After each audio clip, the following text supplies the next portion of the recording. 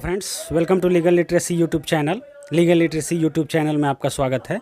Friends, जैसा कि आप इस समय देख रहे होंगे कि काशी जो ज्ञानवापी मॉस्क है, ज्ञानवापी मॉस्क और काशी विश्वनाथ मंदिर का जो डिबेट चल रहा है, जो डिस्प्यूट चल रहा है, उसके साथ ही साथ एक मथुरा कृष्ण जन्मभूमि और शाही ईदगाह मस्जिद का भी डिबेट और डिस्प्यूट चल रहा है। जैसा कि आपने सबसे पहले देखा होगा कि अयोध्या, काशी और मथुरा, ये तीन डिस्प्यूट्स काफ़ी पहले से चल रहे हैं। तो फ्रेंड्स, आज एक न्यूज़ निकल के आ रही है। वैसे ये न्यूज़ थोड़ी पुरानी है, लेकिन आप देख रहे हैं कि सामने जैसे कि आपको दिख रहा होगा, provisions of places of worship act 1991 is not applicable to Krishna Janmabhoomi Idgah mask issue. ठीक है, ये कहा है मथुरा के जो डिस्ट्रिक्ट एंड सेशन जज हैं, उन्होंने civil revision petition Shri Krishna Janmabhoomi trust के द्वारा फाइल किया गया था, उसको अलाउ कर दिया है। और ये कहते हुए अलाउ किया है कि provisions of the places of worship act 1991 were not applicable in the case because of section 43B of 1991 act. तो फ्रेंड्स, इस वीडियो में हम डिस्कस करेंगे कि ये जज ने क्या कहा है, इसकी पूरी बैकग्राउंड क्या है, इस केस की बैकग्राउंड क्या है और डिस्प्यूट क्या है, और जज के जो ऑर्डर्स हैं इसके मायने क्या हैं, इसके मतलब क्या हैं। ओके, और साथ में ये इस सेक्शन के बारे में भी बात करेंगे, सेक्शन 43B ऑफ 1991 एक्ट। लेकिन फ्रेंड्स, इससे पहले हम थोड़ा सा बात कर लेते हैं कि डिस्प्यूट क्या है। तो डिस्प्यूट है फ्रेंड्स, एक 13.37 एकड़ ऑफ लैंड है, जो कि पिटिशनर क्लेम करते हैं कि वो बिलोंग करता है लॉर्ड कृष्ण विराजमान के फेवर में। ओके, पिटिशनर्स का कहना है कि जैसे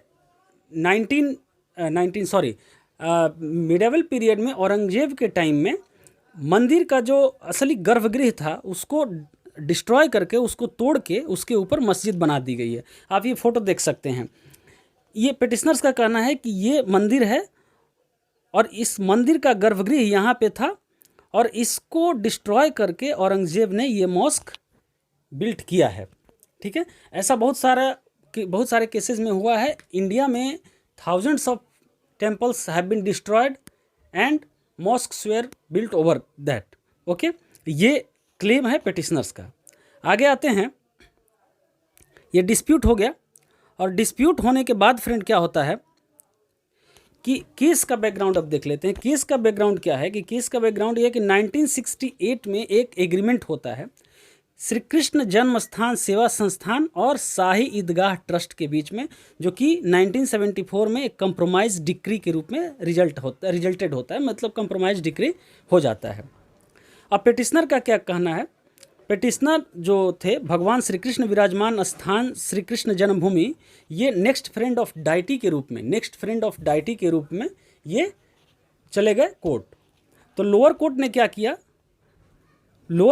किया फ्रेंड कि लोअर कोर्ट ने पहले इस पिटिशन को डिसमिस कर दिया। डिसमिस करने के बाद उसने कहा, लोअर कोर्ट ने डिसमिस करते समय कहा कि the plaintiffs being the devotees of Shri Krishna had no right to file the suit. आप डिवोटीज हैं श्री कृष्णा के, तो आप इस सूट को फाइल नहीं कर सकते हैं। ये हो गया। इसके बाद आते हैं फ्रेंड कि जब बैकग्राउंड में ही आते हैं, रंजन अग्निहोत्री ने आर्ग्यू किया कि ये जो एग्रीमेंट था, ठीक है, ये एग्रीमेंट था जन्मस्थान सेवा संस्थान और शाही ईदगाह ट्रस्ट में, ये फ्रॉडुलेंट था। ओके, फ्रॉडुलेंट क्यों था? क्योंकि श्री कृष्ण जन्मभूमि सेवा संस्थान जो था उसके पास कोई लीगल राइट नहीं था एग्रीमेंट में इंटर करने के लिए, क्योंकि ये जो 13.37 एकड़ का लैंड है उसमें ये पार्टी ही नहीं है, इसका टाइटल भी नहीं है। ठीक है, इसका टाइटल किसके पास है? इसका टाइटल है भगवान श्री कृष्ण विराजमान स्थान श्री कृष्ण जन्मभूमि के पास। ठीक है, इसकी तरफ से रंजन अग्निहोत्री ने ये आर्ग्यूमेंट किया। आगे आते हैं, फिर कोर्ट ने क्या कहा। जैसे लोअर कोर्ट ने तो रिजेक्ट कर दिया था, डिसमिस कर दिया था, तो जब लोअर कोर्ट ने डिसमिस कर दिया था तो उसके अगेंस्ट सिविल रिवीजन फाइल हुआ। डिस्ट्रिक्ट एंड सेशन जज ये राजीव भारती थे। ठीक है, राजीव भारती के कोर्ट में जब केस गया तो इन्होंने कहा कि the decree was drawn before the commencement of the act of 1991। जो भी डिक्री हुआ है तो 1991 के एक्ट के कमेंसमेंट होने से पहले हो गया है। 1974 में कंप्रोमाइज डिक्री हुआ है, तो वो subject matter to challenge in the suit moved by the petitioner, ये पिटिशनर द्वारा चैलेंज किया जा सकता है, ठीक है, किया जा सकता है। और by virtue of section 43B of 1991 act the act shall not applicable, यहाँ पे ये एक्ट एप्लीकेबल नहीं है। थोड़ा सा सबसे पहले मैं आपको फ्रेंड्स ये बता दूं कि जो इसका बैकग्राउंड क्या है, कि जो आपका बैकग्राउंड है इस एक्ट का, प्लेसेस ऑफ वर्शिप एक्ट 1991 का, तो फ्रेंड्स 1991 में बहुत चरम पे विवाद था ये अयोध्या विवाद, श्री राम जन्मभूमि विवाद बहुत ही चरम पे था। और उस विवाद को देखते हुए एक एक्ट पास हुआ। तो एक्ट पास हुआ, उस एक्ट में क्या था कि 1947 15 अगस्त ऑफ 1947 को कट ऑफ डेट रखा गया। और इस एक्ट में ये प्रोविज़न किया गया कि 1947 15 अगस्त को कोई भी रिलीजियस प्लेस देश में जिस कंडीशन में है उसी कंडीशन में रहेगा, उसको चेंज नहीं किया जा सकता है। जैसे अगर मान लो कोई मॉस्क है, उसको मॉस्क है और पहले वो चर्च था या पहले मंदिर था, तो वो मॉस्क ही रहेगा अगर 1947 15 अगस्त कट ऑफ डेट को वो मॉस्क रहा है तो, क्योंकि इससे खतरा था सांप्रदायिक सौहार्द बिगड़ने का, क्योंकि thousands of temples have been destroyed. और सब पे आप क्लेम करना शुरू करेंगे तो देश में उथल पुथल मच जाएगा और जो दंगे फसाद हुए थे 1991 में वो फिर से शुरू हो जाएंगे। तो ये एक चीज़ ये हो गया। Section 43B of the act क्या कहता है फ्रेंड, कि nothing content in sub section 1 and 2 shall apply to any suit, appeal or other proceedings with respect to any matter referred to in sub section 2 finally decided, settled or disposed of by a court, tribunal or authority before the commencement of this act.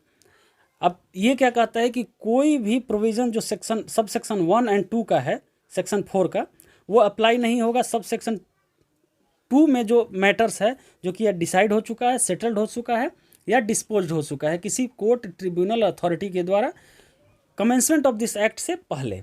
Okay, तो ये case क्या है, ये भी decide हो चुका है। Compromise petition, इसमें कॉम्प्रोमाइज़ डिक्री फाइनल हो चुकी है, लेकिन उसको चैलेंज करता है, उस कॉम्प्रोमाइज़ डिक्री को चैलेंज करना है, तो ये अप्लीकेबल, ये एक्ट इस पर अप्लीकेबल नहीं है, ऐसा मानना है mister Rajiv Bharti, district and session जज मथुरा का। ओके, आगे आते हैं। राजीव भारती ये भी कहते हैं, in light of the discussions made and legal tenets on the mentioned question, this court is of the considered view that the provisions of the places of worship act 1991 are not applicable. Okay, ये court ने कहा। अब आते हैं,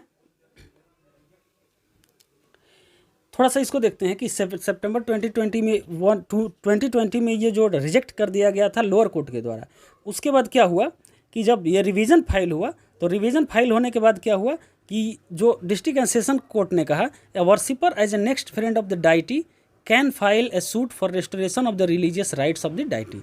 ठीक है, इन्होंने कहा कि कोई भी वर्शिपर, कोई भी पूजा करने वाला व्यक्ति डाइटी का नेक्स्ट फ्रेंड होते हुए इसको रेस्टोरेशन के लिए फाइल कर सकता है।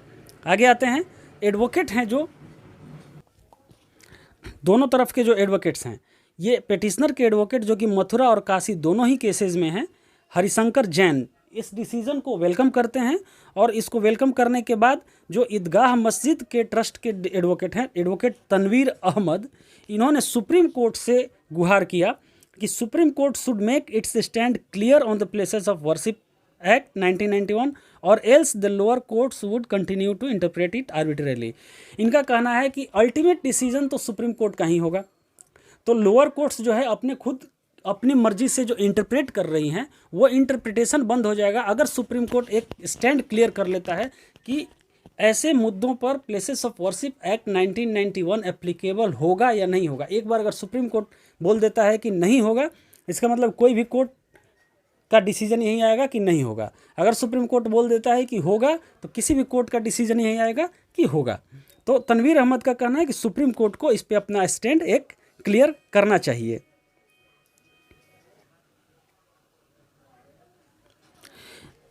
इस डिस्ट्रिक्ट जज के डिसीजन का मायने क्या हुआ, अब ये आप समझो कि मायने क्या हुआ। अब कोर्ट में क्या होगा कि कोर्ट डिसाइड करेगा, जैसे जिस पिटीशन को लोअर कोर्ट ने डिसमिस किया था उसके खिलाफ जो सिविल रिवीजन पिटीशन आया था डिस्ट्रिक्ट कोर्ट में, तो डिस्ट्रिक्ट कोर्ट ने उसको अलाउ कर दिया। मतलब कि केसेस कहाँ जाएंगे, फिर से लोअर कोर्ट में जाएंगे, सिविल जज के पास जाएंगे। तो सिविल जज के पास जाएंगे तो वो क्या देखेगा, सबसे पहले तो देखेगा उसका ऑनरशिप टाइटल देखेगा, रेवेन्यू रिकॉर्ड, ठीक है, रेवेन्यू रिकॉर्ड देखेगा, और साथ में उसको डिसाइड करना है कि 1968 का जो एग्रीमेंट है बिटवीन श्री कृष्ण जन्मस्थान सेवा संस्थान एंड ईदगाह ट्रस्ट, इसकी वैलिडिटी क्या है, ये वैलिड है या नहीं है। अगर रेवेन्यू रिकॉर्ड में आता है कि आप ये जो ज़मीन है इसका टाइटल ऑनरशिप किस पे है, मंदिर के पास है, और एग्रीमेंट वैलिड नहीं है, तो ये मामला क्या होगा, ये मामला, ये ज़मीन मिल जाएगा किसको, जन्मस्थान को। ये आपने देख लिया फ्रेंड्स, ये पूरी कहानी थी, ठीक है। ये इस पूरी कहानी में आप लोग ने ये देखा होगा कि ये पूरा मामला क्या था और कोर्ट का डिसीजन क्या था, कोर्ट के डिसीजन का मायने क्या था, प्लेसेस ऑफ वर्शिप एक्ट क्या है, ओके। और फ्रेंड्स इसमें आप अपना कमेंट कर सकते हैं कि इसमें आपका क्या राय है। अगर आप कोई राय रखते हैं तो आप कमेंट करें, लेकिन ध्यान रहे फ्रेंड्स कि कमेंट कोई डेरोगेटरी नहीं होना चाहिए, किसी कम्युनिटी के अगेंस्ट नहीं होना चाहिए, ओके। और इस वीडियो को अगर अच्छी लगे हो तो लाइक करें, शेयर करें एंड सब्सक्राइब करें। मैं इस तरह के वीडियोस आपके लिए हमेशा लाते रहता हूं जो करंट लीगल इश्यूज़ हैं, करंट इश्यूज़ हैं उसमें किसी भी तरह से लीगल मैटर इन्वॉल्व है तो मैं इस तरह का वीडियोस लाते रहता हूं। बहुत सारे चैनल्स हैं जो कि आपके लिए वीडियोस बनाते हैं, लेकिन हमारा फोकस ये रहता है कि किसी भी मैटर पे जो लीगल इश्यूज़ हैं उस पर बात करें। तो इसमें हमने लीगल इश्यूज़ पे कुछ बात किया, और कुछ तो ये मैटर थोड़ा सेंसिटिव है, सेंसेशनल है, तो थोड़ा सा बात करना होता है। तो इसको अगर आपको अच्छी लगी है वीडियो तो लाइक करें, शेयर करें एंड सब्सक्राइब करें। धन्यवाद।